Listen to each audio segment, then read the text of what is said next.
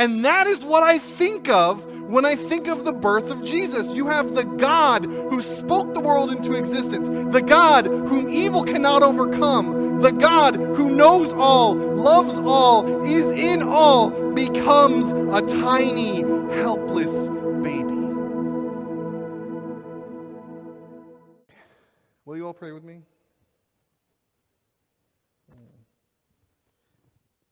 Dear Heavenly Father, we thank you for this opportunity we have yet again to come and worship you. At this time of year, we remember you, Jesus. And we remember that you came and you became like us. And we give you praise because that shows just how much you loved us. Amen. So I asked Bethany a question this morning as I was thinking about this sermon, and I'm going to ask you, and I'll go through some of the answers that we came up with, but the question I have is, what was the first miracle of Jesus' ministry? And usually people say turning water into wine at the wedding at Cana. And I asked, well, what about the birth of Jesus? And Bethany and I kind of went back and forth about, well, is that a miracle that Jesus himself did, or is that a miracle that was done through Jesus? And I think there's a discussion to be had there. But I will say that I believe that the birth of Jesus was itself a miracle. And so I called this sermon the first miracle. And we're going to be reading out of John chapter 1. Now, what's interesting about this section of John is, as I read through it, I realized that this is John's version of the birth story of Jesus. The Gospel of John was written after the Gospels of both Matthew and Luke, which have the birth narratives that we know and we read at this time of year. And so John knew those were out there and knew people knew the genealogies and the history of Mary and Joseph. And yet, as I read through this, I couldn't help but think that John was yet again telling us a different twist on the birth narrative of Jesus. And so at this time of year, this is the Christmas season. It lasts until January 6th. So Merry Christmas. At this time of year, I think it's important that we continue to remember the birth of Jesus, and especially today, the day after Christmas. Let's talk about the birth of Jesus. So, John chapter 1, we're going to read the first 14 verses. In the beginning was the Word, and the Word was with God, and the Word was God. He was in the beginning with God. All things were made through him, and without him was not anything made that was made. In him was life, and the life was the light of men. The light shines in the darkness, and the darkness has not overcome it. There was a man sent from God whose name was John. He came as a witness to bear witness about the light, that all might believe through him. He was not the light, but came to bear witness about the light. The true light, which gives light to everyone, was coming into the world. He was in the world, and the world was made through him, yet the world did not know him. He came to his own, and his own people did not receive him. But to all who did receive him, who believed in his name, he gave the right to become children of God, who were born not of blood, nor of the will of the flesh, nor of the will of man, but of God. And the Word became flesh and dwelt among us. And we have seen his glory, glory as of the only Son from the Father, full of grace and truth. May God add his blessing to the reading of this, his word, and teach us from it today. And so, there's a couple of things going on in this passage. One thing is that John here, specifically in verse 1, is referencing Genesis, which itself is kind of a birth story. It's the birth of the world. But this is also, I think, John's, like I said before, John's retelling of the birth of Jesus. And so in verses 1 and 2, we get John telling us that God was that the Word was at the beginning with God, and the Word was God, and that everything, That's just verses 1 and 2. I'm getting ahead of myself. And so here, John is using this phrase, the Word, to reference Jesus. There's a lot going on there. I think one of the most interesting things there is that this object of the Word is often used in the Old Testament. And so you have this idea of knowledge or word being embodied by God.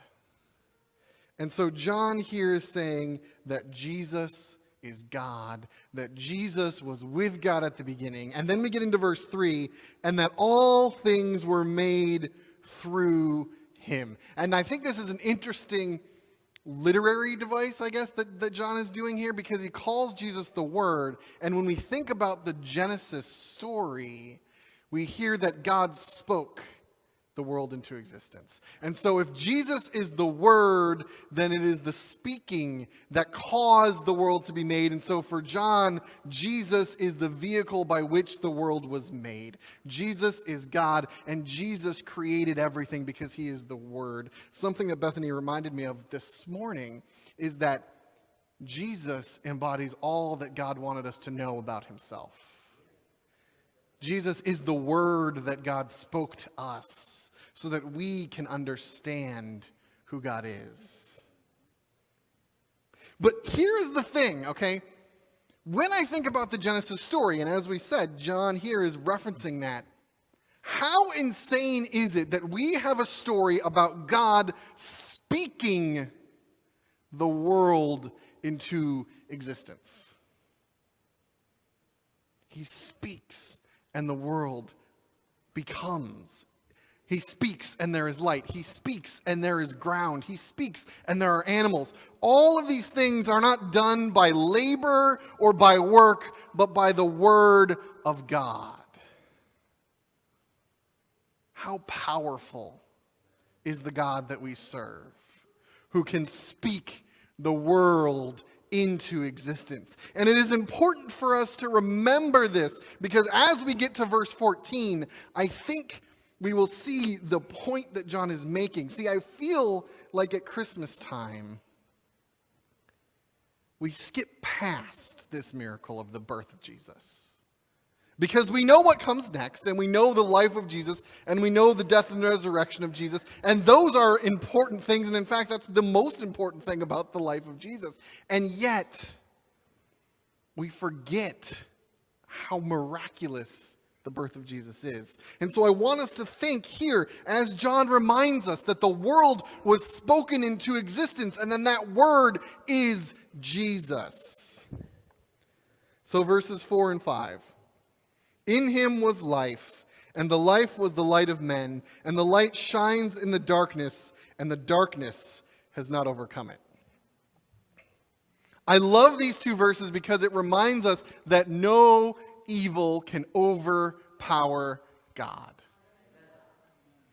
Now, John here in chapter 1 starts a theme that goes throughout the whole gospel, and in fact shows up in the letters from John, the disciples of John, that John 1-2. This concept of light and darkness. And John declares that Jesus is the light that brings life, and that darkness cannot overcome it. And we know this to be true, right? You can have a dark room, you light a candle, and the light overcomes the darkness. In fact, we know this to be so true that in one of my favorite TV shows, Doctor Who, darkness actually is a villain.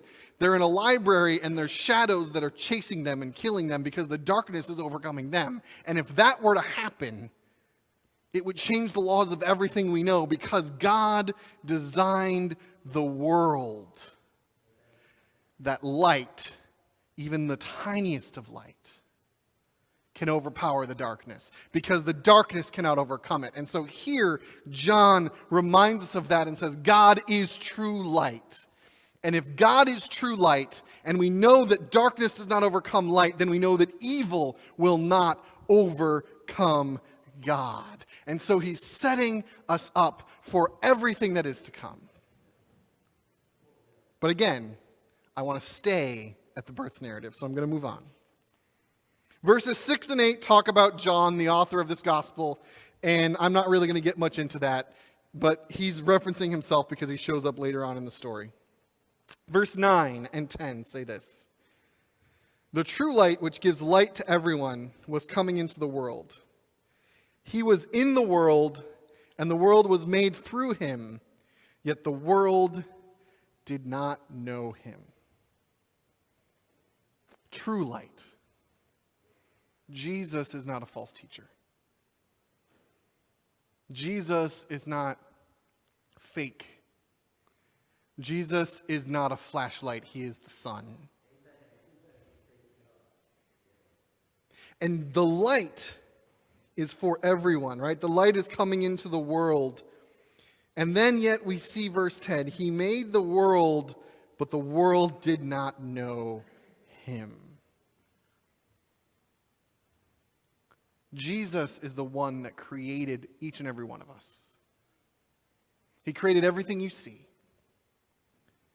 And yet, back then as it is today, you may know of Jesus.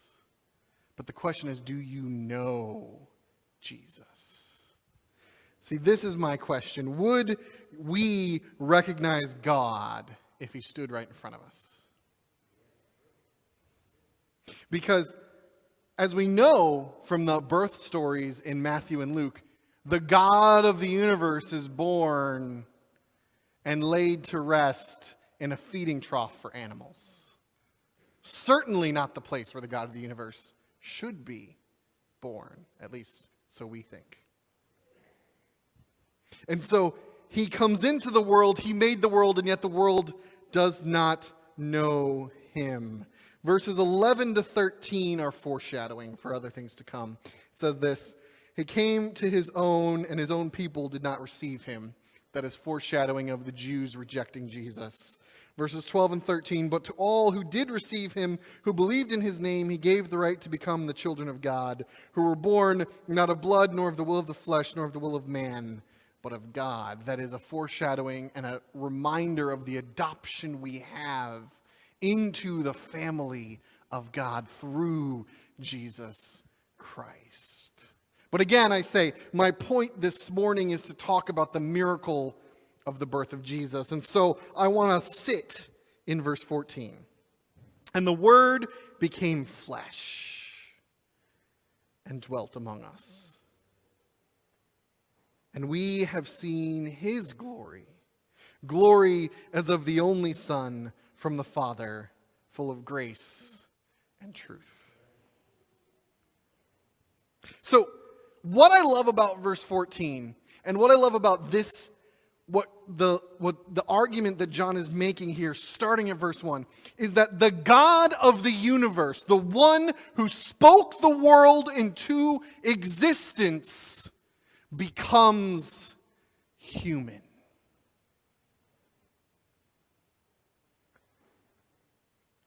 I don't know about you, but I still am floored when I think about that miracle. I'm reminded of the Disney movie Aladdin.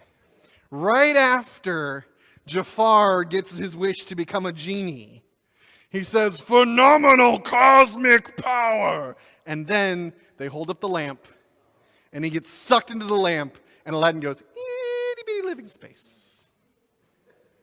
And that is what I think of when I think of the birth of Jesus. You have the God who spoke the world into existence, the God whom evil cannot overcome, the God who knows all, loves all, is in all, becomes a tiny, helpless baby.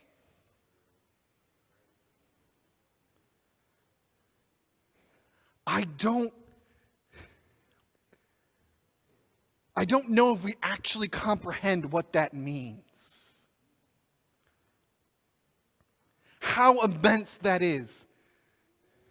That God chose to be like us. I had a friend who, when I asked this question, was talking about this a couple of weeks ago, said that our response to that should be, God did what?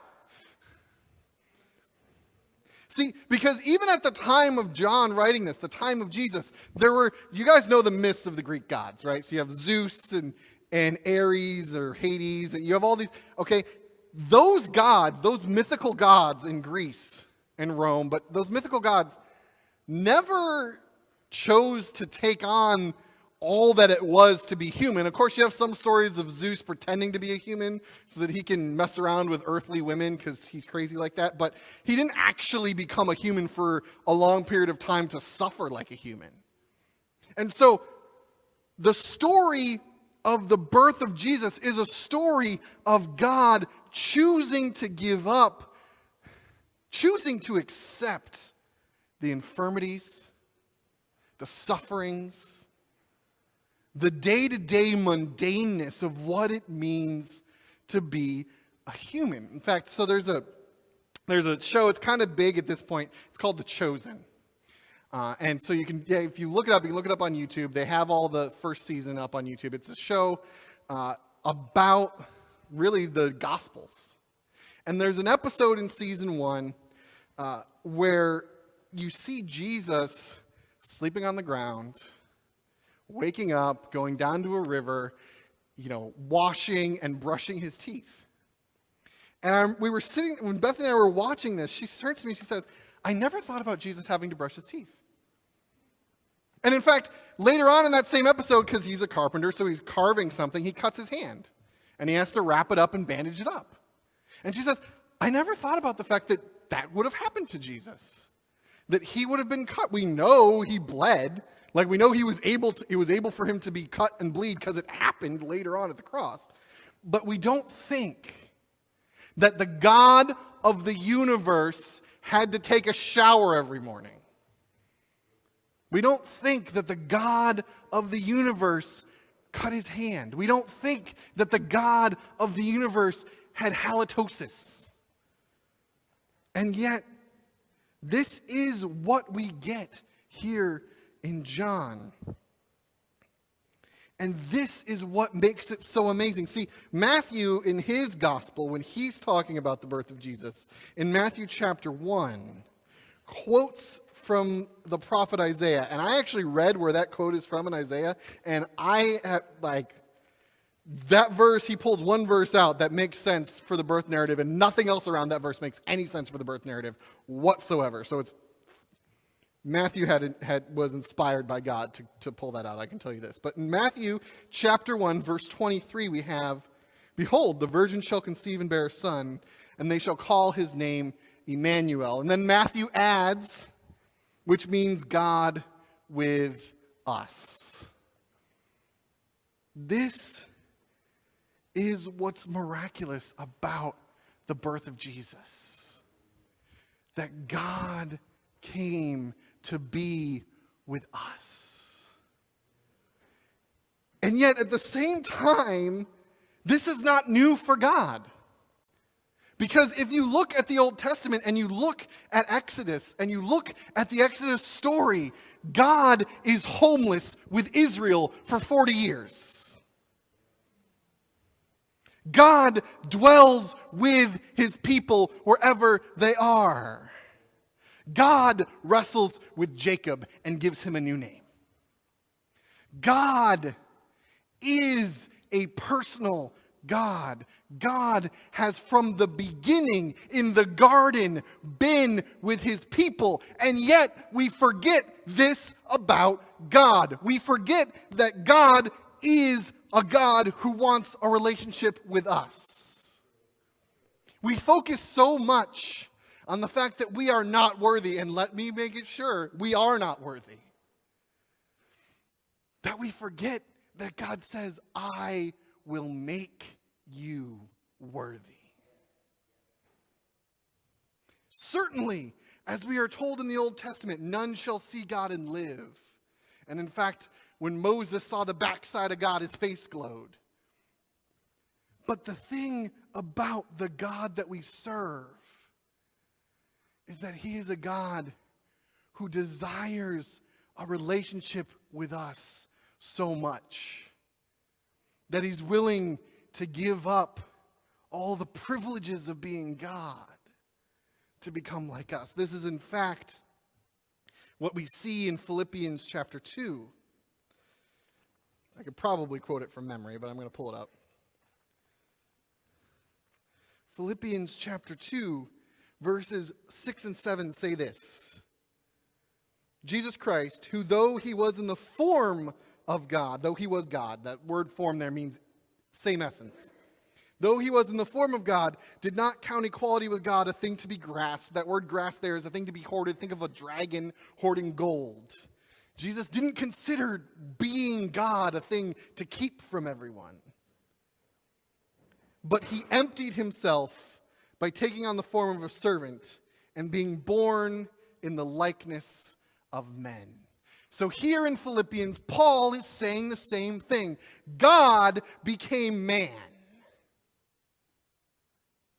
And he even gives a reason there, because God didn't consider godness to be something to separate him from creation. That God made the choice because he loved us so much. And so, at Passover, in Jewish communities, they sing a song. It's called Dayenu. And the word Dayenu means it would have been enough. It would have been sufficient. And the song, the verses of the song are the story of the Exodus. And so it's, if God had freed us but not killed Pharaoh's army, it would have been enough. If God had brought us to the desert but not given us the law, it would have been enough. If God had given us the law but not shown us to the promised land, it would have been enough. If God had shown us to the promised land but not had built the temple, it would have been enough. This is the idea that everything that God does is worthy of praise in and of itself. And I think about the birth of Jesus, and I wonder if as Christians we shouldn't be saying Dayenu about the birth. If Jesus had been born but not died and raised, it would have been enough. Now, there's some other theological stuff that goes along with that, and I can have a discussion with you about that. But the point is, we forget how miraculous it is that the God of the universe was born a human. And in fact, more than that, the place he was born was in the basement with the animals. I can talk to you more about that, but the point is, his throne was a manger. And the court of the king of the universe were stinky cows and goats. And the first people to bring him praise were the shunned shepherds living out in the fields. Because the God of the universe is not above anything. He is willing to go wherever he needs to go to show the world that he loves them. To show us that he loves us. And this fact that the God that I serve, see, here's the thing. I work as a chaplain at a hospital. And part of being a chaplain at a hospital means that we are interfaith chaplains. So I go into a patient's room, and if it's a cold call, as we call it, I haven't looked at the chart yet. If it's a cold call, I have no idea whether they're a Christian, a Buddhist, a Muslim, a Hindu, I don't know what they are. And so when I walk into that room, I have to be open to whatever religion they are and whatever spirituality they are. They might be spiritual and not religious. That's a whole other thing. And unless they bring Jesus into the conversation, and I'm so thankful that oftentimes they do, I should not. Because my job is to... People don't go to hospitals because they want to be there. And so as a Christian, I say, you know what? The Christian thing to do is to support them in this time that they have in need. But what I love about Christianity and what makes Christianity different than all these other religions that I interact with on a daily basis is that my God knows what it means to be me. Is that my God has suffered like I have suffered. Is that my God understands the state of humanity. He didn't just create me, he became like me. Right? So currently I'm working on a piece of art for Bethany, and it's a colored pencil drawing of sunflowers. And I know what that's supposed to look like, and I created it, so I have the say over what it looks like and what color goes where and where all these things are, and I know what it's supposed to be. But I don't have the power to become that drawing. to show it what it means to be this drawing of a sunflower. And yet God created me and knows what makes me tick and knows what makes me run and knows what's best for me. And God became like me because he desired a relationship with me. And so in Hebrews chapter 4, verses 14 and following, we have this. Since then we have a great high priest who has passed through the heavens, Jesus, the Son of God. Let us hold fast our confession. For we do not have a high priest who is unable to sympathize with our weakness, but one who in every respect has been tempted as we are, yet without sin. Let us then with confidence draw near to the throne of grace, that we may receive mercy and find grace to help in time of need. The miracle of the birth of Jesus means that the God we serve, the God who reigns in judgment over us, understands everything it means to be human. I don't understand what it means to be a particle board and some colored pencils. God understands what it means to be human. And so this Christmas, we need to remember the miracle of the birth. At Christmas, we often talk about Jesus, who was born to die. That shows up in many, many Christmas hymns. His death and resurrection was and is the most important miracle, but I think we overlook this first miracle. The God of the universe chose to become like us. He chose to suffer like us. He didn't throw us aside like a broken toy. He came down and dwelt among us to show us himself. We forget too easily.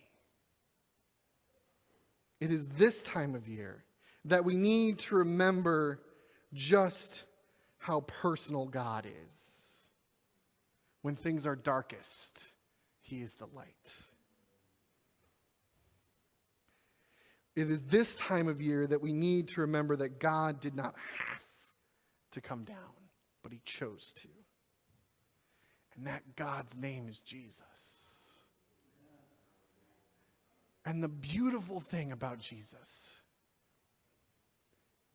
is that when he came, the room that he was in was the basement of a house where the animals stayed. And yet he is born, and it becomes a castle. And the trough was simply a feeding trough till they laid him in it, and it was transformed into a throne. And his court was simply, the animals around him were simply that, and yet when he was born, they became the court of a king. And throughout the Gospels, we have story after story of Jesus taking the mundane and transforming it into the miraculous. Because that is what the miracle of the birth of Jesus means. It means that the ordinary human being can be transformed by God into something holy, into something beautiful, into something amazing. That is what we celebrate at Christmas. Yes, Easter is coming, but at Christmas, we celebrate the transforming nature of God to turn you and me into princes and princesses.